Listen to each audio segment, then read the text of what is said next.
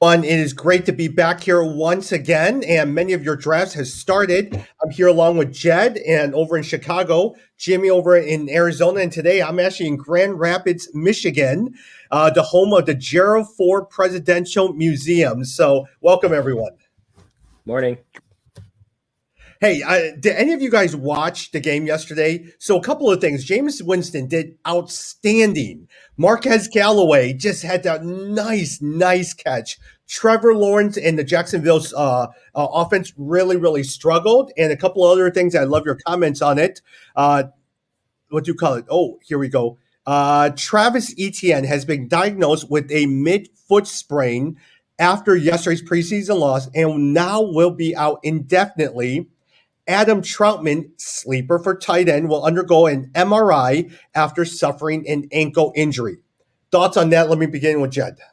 Yeah, I think the Travis Etienne one is a huge one. We just finished our draft. Whoever had James Robinson just got a steal. I mean, he is going to be the number one back for. We'll have to see how long the sprain is for Etienne. But I liked Robinson all along, and they've been saying he's still.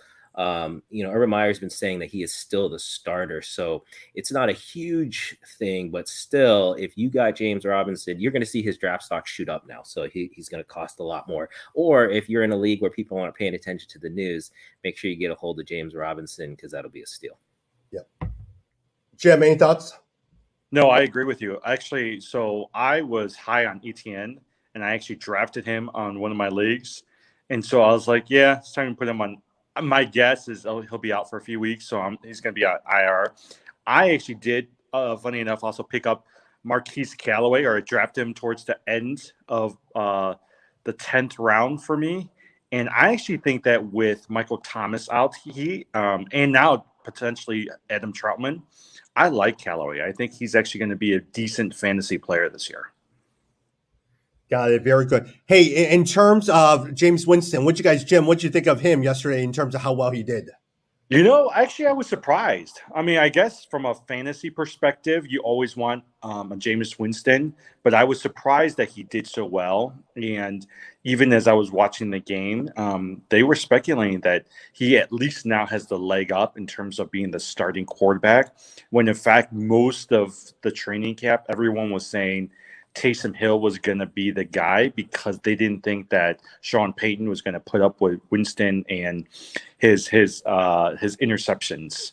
But it seems like, at least from yesterday's game, he at least has a leg up on that. If you guys were listening last week and this whole summer, actually, we've been talking about, it's got to be Winston. Winston is so much better than Taysom Hill as an every down passer. To me, it's a no-brainer. But remember that they promised Taysom Hill that he would get the starting role when Drew Brees retired. So that's the tricky part. But to me, in terms of talent, there's no question. And I think last night really showed that.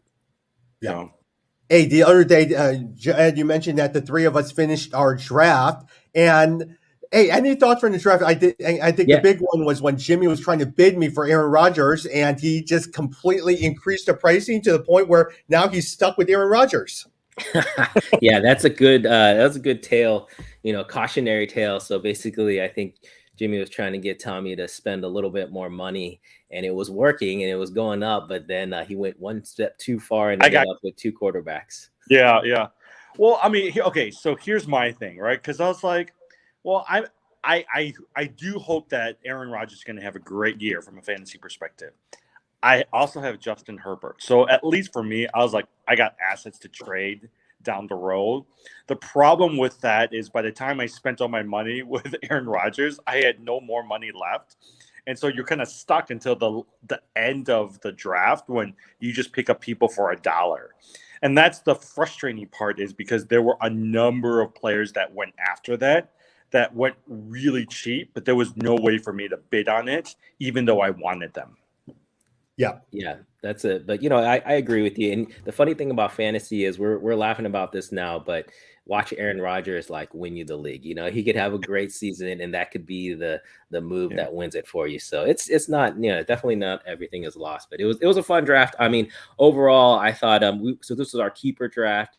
when we did an auction for just the remainers. So it means that, everyone gets the whole 5 players. And so what happens is the players that are left, boy, there's just a feeding frenzy. All the bidding costs were about double what the average, costs were for normal drafts, because everyone's just fighting for essentially the leftovers. Well, look at Jimmy with his Najee Harris. That was the first one. He bid at $93 for it. I'm sorry, $93 for Najee Harris. I quit after $89, $90.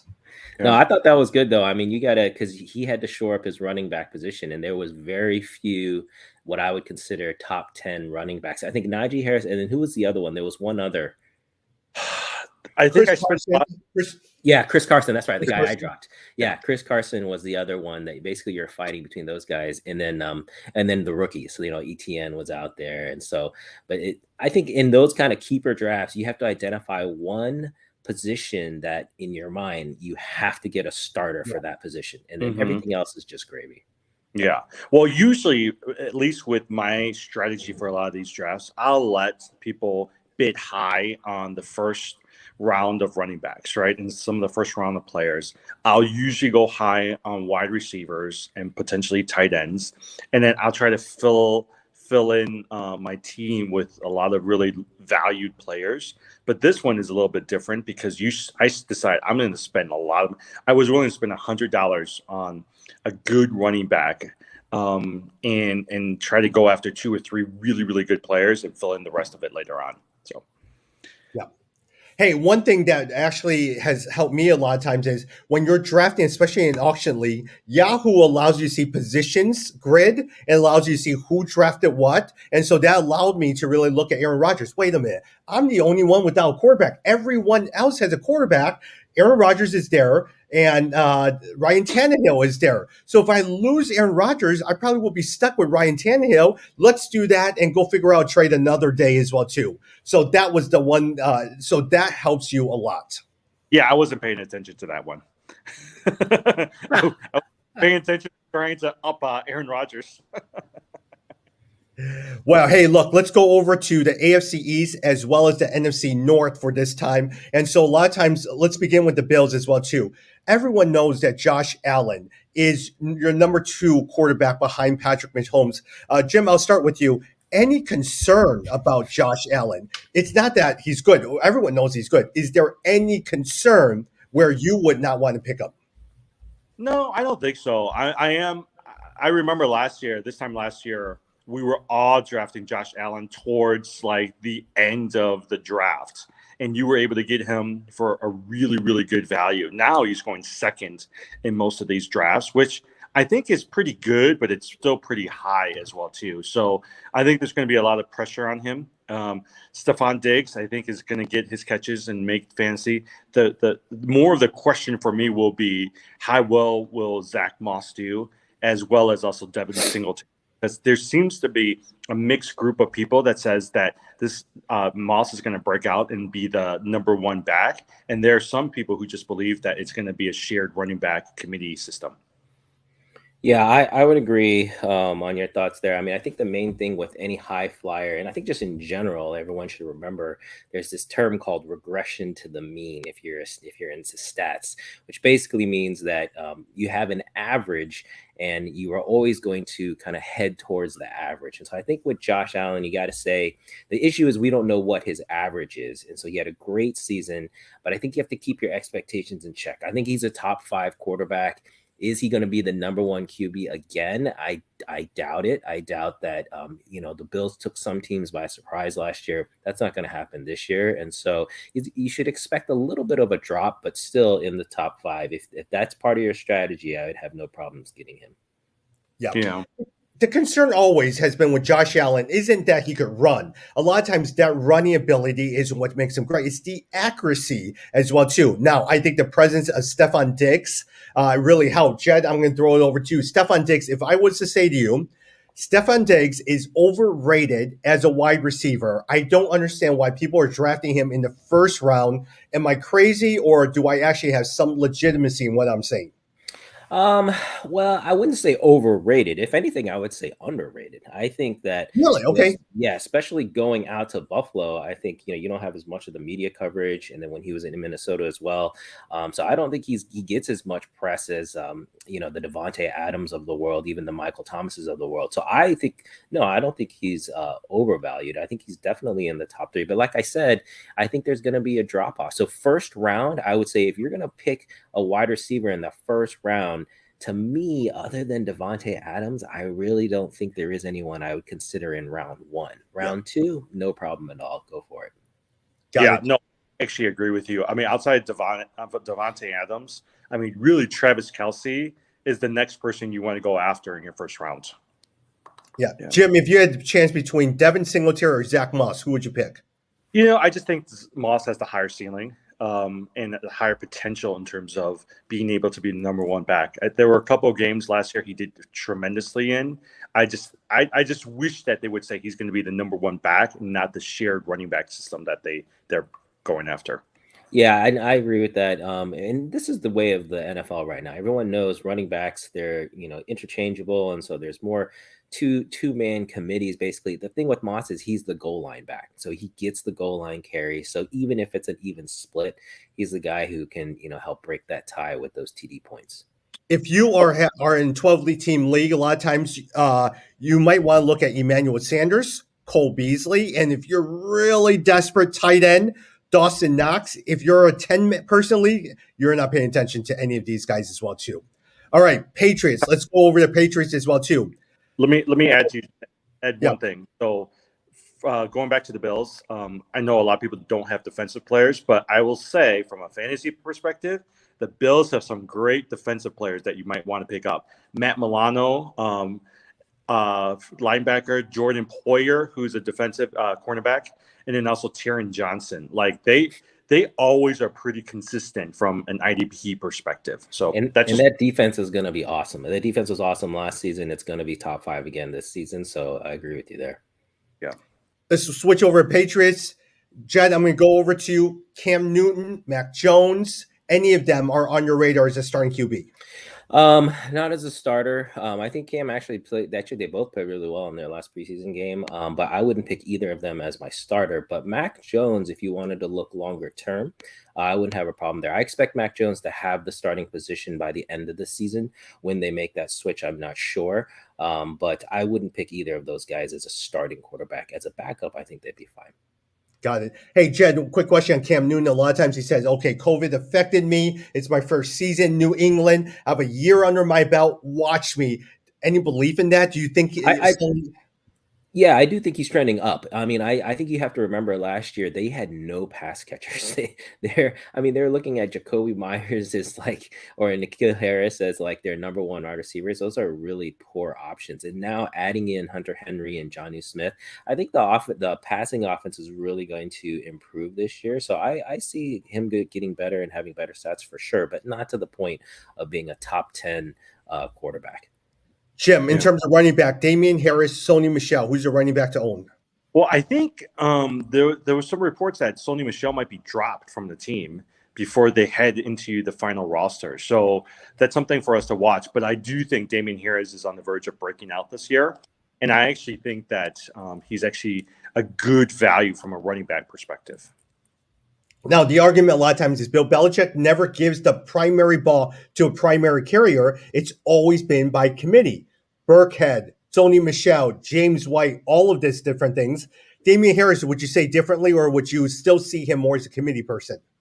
I think Belichick is always going to go for a committee, but I do think Harris is the best one out of that group. That's one of the reasons why I think if Mac Jones becomes a fantasy, the value of both Harris, Jonnu Smith, and actually even if you think about Jacoby Myers, I actually think that they'll rise if Mac Jones becomes the starting quarterback for them. I thought you were going to bring up Nelson Aguilar, Jimmy. I know you Oh were no, talking about him as a sleeper, as an I outside love wide receiver. Yeah, it's an interesting sleeper. I do think this wide receiver core. I don't know that I would really draft any of these guys, to be very honest. I think if you do, you want to look in the very late rounds. But somebody should pop from this group. Someone should come out. It's just not clear who. But don't forget Nelson Aguilar. He's got that outside speed, so not a bad pick. But Jay, you will probably agree it's the tight ends that you want to own. You want to own Hunter Henry, and you want to own Jonnu Smith. In all my leagues, look, Travis Kelce, Darren Waller, Kyle Pitts, all of those great kiddos are gone. Then from that point on, Hawkinson is gone. Then from that point on, Logan Thomas is gone. Out that last tier, you can't go wrong with Jonnu Smith or Irv Smith. Yeah, Hunter Henry, Johnny Smith are great picks as a sleeper. I think either of them could sneak into the 10th spot, 9th tight end spot, so you could get them very cheap. And again, we all know the history with New England and tight ends, so expect some production there. It's just a question of who, and then the injury concern. Both Johnny Smith and Hunter Henry have not had full 16 game seasons in quite a while, so that's the other concern. I was listening to ESPN driving into the office this morning, and I was surprised the two people that they've been pushing is they said Jonnu Smith and Logan Thomas from Washington is going to have a breakout season. I totally agree. I was fighting Tommy for Logan Thomas. I already had Kyle Pitts, so he was my number 2, and so that's why I was gun shy. But I totally agree. Yeah. If there's anyone to go all in on at the tight end position, for me, it's Logan Thomas. Like I think a great strategy is wait, let everyone else spend their money on the other top 5, top 6 tight ends, and then when Logan Thomas comes in, you're going to get him for maybe $30, and he's going to produce at like a $50-$60 tight end. Matthew Berry was saying that he would draft Logan Thomas above Kyle Pitts, which I think is pretty crazy, right? Because I mean, I like Logan Thomas. I don't like him that much, you know. See, I really like him too. I wish, so like I was saying before, if you have sleepers, so I have Kyle Pitts, but to me, any rookies or any sleepers, you need to have more than one at that same position, and then you're hoping that one of them will hit. So that's what I wanted Logan Thomas, because then I knew between Thomas and Kyle Pitts, one of them is going to do well. Mm-hmm. Yeah. Switching over to the Jets as well, too. I'm not even going to talk about Zach Wilson. The only thing I would probably say about Zach Wilson, if you are in the keeper league or if you're in auction, just monitor him, see how well it does. The Jets have historically been bad. All right. They got Sam Darnold. He was terrible. He's now in Carolina. Zach Wilson, brand new coaching staff. Just pay attention to him. We're not going to spend some time talking about Zach Wilson. The one, Jed, I'm going to talk with you as well, too. Michael Carter. Are you looking at Carter? If not Carter, are you drafting any other New York Jets running back? Yeah, for me, not Carter. I mean, I have said historically there's teams I shy completely away from. The Jets have been one of those teams, but I broke that this season. As you guys know, I drafted Corey Davis because I do think he's had a nice preseason. We know him from before. I think at Tennessee right before had, some pretty good production. And so as the pure number 1, and you know what? Zach Wilson has had a nice preseason. And so he's shown some accuracy, has a good arm. And so someone's got to catch the ball. And so in my mind, they're going to be losing a lot of games. So they're going to have to be throwing a lot. So I did this year go out and grab Corey Davis. Yeah. Hey, another wide receiver for you to look, which, by the way, Corey Davis, if you guys are familiar with them, was over in Tennessee last year. He was your I think, number 5 draft pick of Cleveland Browns a number of years ago, went to Tennessee and really had a resurgence, and now he's with the New York Jets as well, too. Another person, Jim, I'm not sure if you're paying attention, is Elijah Moore, rookie in 2020. Moore had 1,300 yards, 8 touchdowns through 8 games over at Ole Miss. Now, he's injured right now, but are you stashing Elijah Moore and paying attention to him? I'm putting a star by his name in terms of the waiver wire, and I'm just going to keep an eye out on him because I do think that there's some value for him towards the end. But if I were to pick somebody, if I were to look at him versus like a Corey Davis or a Marvin Jones, I'll pick a Corey Davis and Marvin Jones before I'll pick an Elijah Moore. Yeah. Couple other ones on your list with the Jets. Jamison Crowder, you're not picking up. Chris Herndon, tight end. You're desperate if you're picking up Chris Herndon. So those are ones that, unless you're a big league, you're not paying attention to as well, too. Last team over is the Dolphins over in the AFC East. Jim, I'm going to start with you. Tua, do you think Tua will hurt the offense, or will you think that he'll have substantial growth in his second year? Actually, all reports have been recently that Tua is improving. And you know what? Like, I think during the summer, everyone was thinking, is Deshaun Watson going to come to Miami? And is that going to be the starter? Is Tua going to be able to hold up for this year?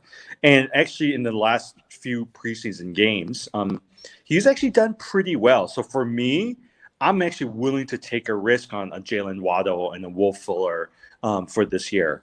And I think there's quite a bit of value because no one's really looking at them. I mean, Jalen Waddle was going towards the end of our auction draft. Will Fuller is the same way as well, too. So I actually would I don't know if I would draft Tua, but I would go after his receivers. Yeah, and I'm surprised that of the receivers, people aren't talking about Devontae Parker, man. Devontae Parker is awesome. It's interesting how both Will Fuller and Jalen Waddle, I guess you're looking for that higher ceiling. But to me, Devontae Parker is the guy that I'd want out of that group. He's a stud. He had a little bit of a down year last year, but I think you can attribute that to the quarterback play. And I agree, Tua seems to be getting better. My big concern with Tua is he doesn't throw the ball long. The deep ball, over 20-yard passes, that's where he really struggles. And that in the NFL, that's going to kill you. So he's got to show improvement in that deep ball. But I would expect just a natural progression. He will get a little bit better. And so if you want a sleeper on this team, to me, Devontae Parker's has got to go for. Yeah. Would you? What? I would not draft to it. No. I don't think he's drafted. I mean, maybe as a QB2, but not as a QB1. Okay, let me ask you. Would you, given all of the issues going on with Jamar Chase, would you draft a Jalen Waddle over a Jamar Chase right now? No, I think the situation is too good in Cincinnati. I know everyone's been talking about Jamar Chase's drops. He's had 3 drops in each game he's played in. But no, I mean, the potential is still too high. And the offense in Cincinnati, look, it's Joe Burrow. People forgetting Joe Burrow and Justin Herbert were the same before Joe Burrow got hurt. In fact, Joe Burrow was ahead in yards right before he got hurt. So this guy is a stud. Once he gets a little bit more confidence in that knee, and that offense in Cincinnati, they're constantly they led the league, and they were top 3 in passing attempts. And so in that division, they're going to have to throw a ton. So I think Jamar Chase is still the guy you'd want to go for. Mm-hmm. Last thing I would say about wide receivers, a lot of times is if you're in auction league, you could probably get Devontae Parker, like what Jed said, at a very cheap price. Also, in standard drafts, just wait until Devontae Parker. Everyone's going to be picking up Jalen Waddle. He's a sexier pick. People are intrigued by Will Fuller. Everyone's ignoring Devontae Parker as well too. Just so you know, also with Will Fuller, he is actually on suspension for the first 6 games of the season. So even if you pick him up, you won't be able to play him as well too. Jim, let me ask you a quick question. Myles Gaskin, talk to me about Myles Gaskin. Talk to me about Mike Gesicki. I think Gesicki will do well. I think Myles Gaskin will be doing well. I think for me, outside of the Buffalo Bills, I usually try to stay away from AFC East teams, only because there are other teams that I like in terms of production and fantasy value. So I know some people really like Gaskin. He's not somebody I would target. Yeah, I kept wanting Gesicki to really hit last year, and he had a couple good games, but then he would just drop off. He'd have some games where it was 1 point or 2 point. So you're looking for a little bit more consistency. It's funny that you said that about the AFC East, Jimmy. I think that's good that we're in 2 different locations, because I feel like I avoid a lot of the West Coast teams, but the East Coast teams I feel like I know well. And so the Dolphins are a sneaky team. They have been right there with the Patriots for many years and just couldn't really get over the hump. I don't have a problem looking to pick up a Gesicki or a Myles Gaskin. Hey, Jed, if you had a chance between Gesicki, Robert Tonyan, or Jonnu Smith, who are you looking at? Honestly, probably still Jonnu Smith. I think the intriguing, potential in New England is there. Everyone remembers the 2 tight end system they had with Gronk and he who shall not be named. I think that's the potential. You're always playing for potential. When you're reaching towards the back, you want to play for the higher ceiling, in my opinion, because, you can get someone who's going to get you 9-10 points consistently, but that's not what you need to win. Got it. Aaron Rodgers, right? So for me, yeah, I like Jonnu Smith, but the potential of Aaron Rodgers to Tonyan is pretty high for me. With that said, let's actually lead over to the NFC North because we want to make sure we cover the NFC North and then also talk a little bit about sleepers as well too. Aaron Rodgers, we've talked a lot about that. People love Aaron Rodgers. They're not going to overlook him this year. Devontae Adams, Aaron Jones, you're probably going to draft in the first 2 rounds. They're always steady, all of that stuff. My question over to you, Jim, is A.J. Dillon. Are you concerned about Aaron Jones because of the presence of A.J. Dillon? And are you going to be drafting A.J. Dillon? I like AJ Dillon a lot. I mean, even in an auction league, I was surprised how many people actually liked AJ Dillon as well too. Part of it is I just think that with a keeper league, people are looking for good value towards the end of the draft, right? But I was also surprised how many people did their homework and went after AJ Dillon. So, but in the 2 or 3 games that he played last year in place of Aaron Jones, he actually did really well. And from a dynasty perspective, he's one of those guys I would go after. Yeah, to the point where they actually allowed Jamal Williams to go over to Detroit and sign a free agent contract over there. Hey, let me ask you. Oh, go ahead. And Jamal Williams is actually not a bad player either. Yeah. And we're going to talk about Jamal Williams in a little bit. Hey, Jed, let me ask you a question in terms of secondary receivers. Look, they've always been looking for a second receiver to break. Ever since the days of the Jordy Nelson, Devontae Adams combination, we just have not seen it. Randall Cobb is now back. They've always keep sitting there. Marquez Valdez-Scantling is going to have a breakout season. Which one are you even looking at? Honestly, I'm not. I think that other than the top 3, Devontae Adams, and Aaron Jones and Aaron Rodgers, I'm not looking beyond that. We talked about it, them hitting again, but again, it's just too. It reminds me a little bit of Pittsburgh. It's a guessing game trying to figure out who's going to break out with the wide receivers, and so I'm not interested. Mm-hmm. I mean, think about it, right? You got the Valdez-Scantlings of the world, the Cobbs of the world, but sitting there will also be the Tyler Boyds of the world, the Marquise Calloways of the world. I'm going to go after those 2 all day before I pick up any of the Green Bay folks. Yeah, the one thing I would say is if you're on a bye week, you hit a bye week, you lose someone, you're looking for a 1-week filler. These are the kind of wide receivers you can go for because a Scantling, he can have a 2 touchdown game pretty just out of nowhere. So someone you can pick up and swing for the fences. Yeah. All right, let's go over to the Vikings as well too. Jed, Jim, let me ask you, any of you guys interested in Kirk Cousins as a starting quarterback? Not until he gets his vaccination. If he gets his vaccination, maybe, but if he doesn't, forget it. I'm serious. That to me is a deciding factor because to me, that's just crazy. Like he's going to get COVID at some point, and it's like you're going to lose games to them, and I don't want to be in that situation. So that's someone I'm staying away from. Well, just as a reminder this year, so I was listening to the NFL policy. So if you are vaccinated, if you get COVID, once you get a negative test, you can come back, right? But if you're not vaccinated, you have 5 days after the mandatory 10 days to come back. But each of those 5 days, you have to be able to test negative right after that as well, too. So you're right from a fantasy perspective. If Kirk Cousins gets COVID and the likelihood of him getting it is pretty high, I mean, you've lost your quarterback right there, right? So for at least 2 weeks, he can't come. Even if he's totally healthy, he can't come back for at least 2 games beyond that first game. And so, I think it's ridiculous. If I was Minnesota, I would get rid of the guy. I mean, he's not. Someone said this before. He's not good enough to put up with him not following this policy. So I totally agree with that. Yeah. In terms of Dalvin Cook, a lot of times. Jed, I know how much you love Dalvin Cook. There's no argument. He's probably either your first or second running back. If you had the number 1 drafting pick, give me an argument for why Dalvin Cook should be your number 1 player that you draft over Christian McCaffrey. I would say just consistency and the scheme, the offensive scheme. This team is a running team, and they have shown time and time again they commit to it. They don't go away for it. His number of carries, he's always in the top 5 in the number of carries. And Cook is he's an elite back. Yes, he's not. They're not using him as much in the short passing game as they would like a McCaffrey. But as far as actual production at the run and at the goal line, Dalvin Cook is far and away, I think, the top back. The one thing I will say is don't sleep on Alexander Madison.